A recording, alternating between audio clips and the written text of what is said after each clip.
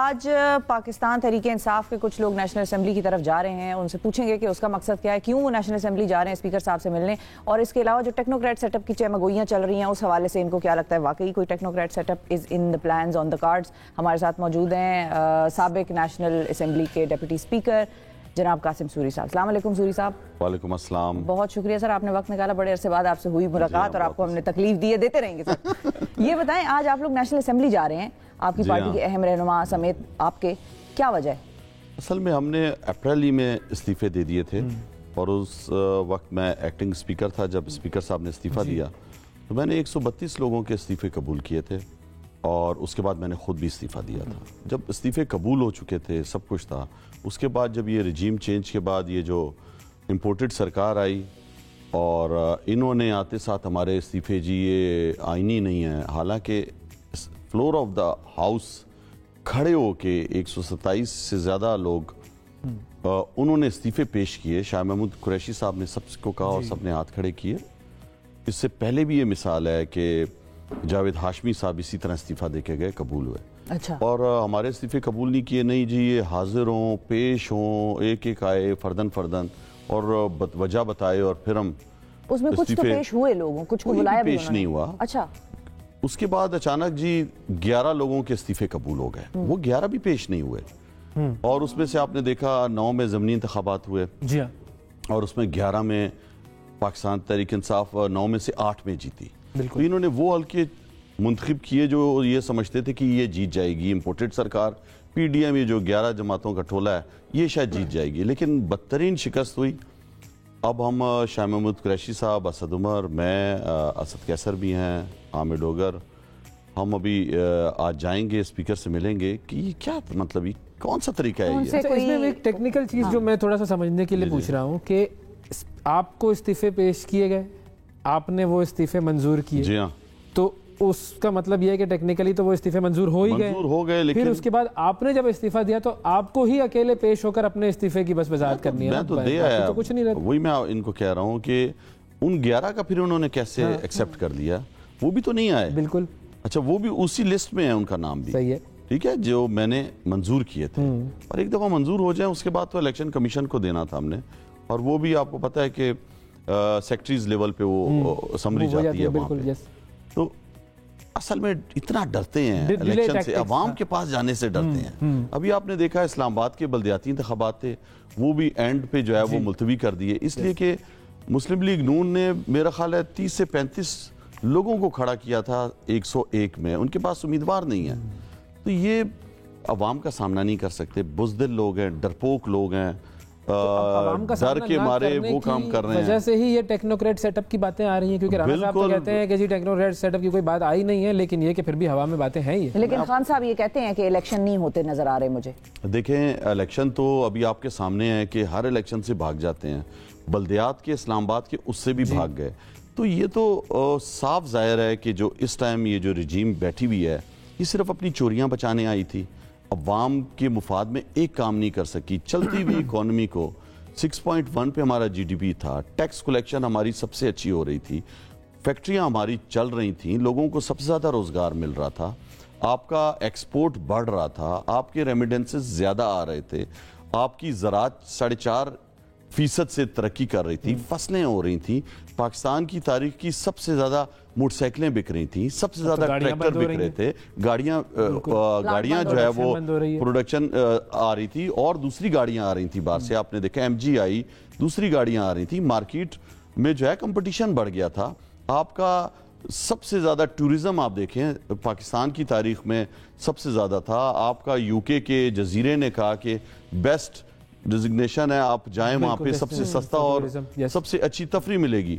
آج آپ دیکھ لیں کہ آپ کے اسلام آباد میں دہشت گردی شروع ہو چکی ہے, فیکٹریاں آپ کی بند ہو رہی ہیں, روپے کی قیمت دن بدن کم ہوتی جا رہی ہے, ایل سیز آپ کھول نہیں سکتے ہیں, 18 پاکستان کی فارماسیوٹیکل فیکٹریوں نے اپنے پلانٹ بند کر دیے ہیں, انسولین تک بننا بند ہو گیا ہے. ہمیں نہیں پتا تھا جب ہم حکومت میں آ رہے تھے, ہمیں نہیں پتا تھا یہ ایسی حالت ہو گئی ہے. 3 گھنٹے جو تقریریں کرتے تھے ادھر, وہ جب بجٹ ہم پیش کرتے تھے اور یہ رونا جو روتے تھے, کیا ان کو نہیں پتا تھا؟ یہ تو 3.5 سال وہاں پہ بیٹھے رہے ہیں, تینوں بجٹوں میں پاکستان کی تاریخ کی سب سے زیادہ ڈیبیٹ ہم نے کرائی, ان کو موقع دیتے تھے ہم اپوزیشن کو. تو تو یہ کہنا کہ ہمیں پتہ نہیں، ہاں انہیں یہ پتہ نہیں تھا کہ چوری نہیں ہو رہا. ہم جو ہے وہ زر مبادلہ جو ہے وہ تقریباً $18 بلین پہ چھوڑ کے گئے، وہ 6 پہ لے آئے. یہ کدھر چلا گیا پیسے؟ تو یہ سب چوریاں کرتے رہے. بڑے بڑے آپ دیکھیں نا پروجیکٹ پہ میگا اگلے دن ہی پہنچ گیا افتتاح کرنے. غریبوں کے پاس آج ہمارے دور میں 5,500 کے لگ بھگ 100 کلو آٹا ملتا تھا، آج 12-13 ہزار روپے کا آٹا پہنچ گیا. پیٹرول آپ دیکھ لو، ہمارے دور میں مہنگا ترین عالمی منڈی میں تھا، ہم 150 روپے میں دے رہے تھے. اب سستا ترین $71 سے $73 فی بیرل ہے، اس کے باوجود جو ہے وہ 220-25 روپے میں دے رہے ہیں. لیکن سوری صاحب ایک جو آج کل ہم وہ تصویر بھی ایک دیکھ رہے ہیں کہ فرام ٹورزم ٹو ٹیررزم والی جو ایک ہے وہ چل رہی ہے. آپ کا اپنا تعلق بھی بلوچستان سے ہے، میرا تعلق خیبر پختونخوا سے، ہم دونوں کے صوبے تو سب سے زیادہ متاثر رہے ہیں. ایک دن میں کوئٹہ میں 9 دھماکے ہو رہے ہیں.